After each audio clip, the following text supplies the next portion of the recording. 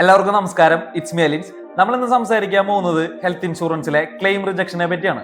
രണ്ട് സാഹചര്യത്തിലാണ് മെയിൻ ആയിട്ട് ക്ലെയിം റിജക്ട് ചെയ്യുക.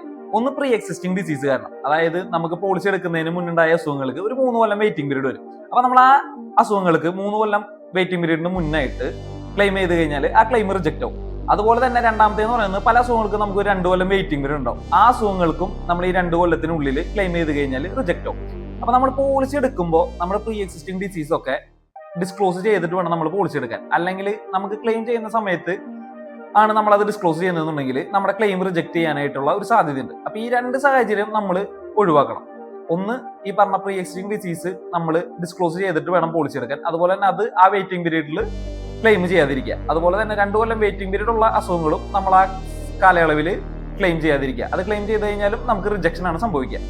അപ്പോൾ ഈ രണ്ട് കാര്യങ്ങളും നമ്മൾ ക്ലെയിം ചെയ്യുമ്പോൾ ശ്രദ്ധിക്കണം. അപ്പൊ എല്ലാവരും ആരോഗ്യത്തോടും സന്തോഷത്തോടും ഇരിക്കട്ടെ എന്ന് പ്രാർത്ഥിക്കുന്നു. Thank you.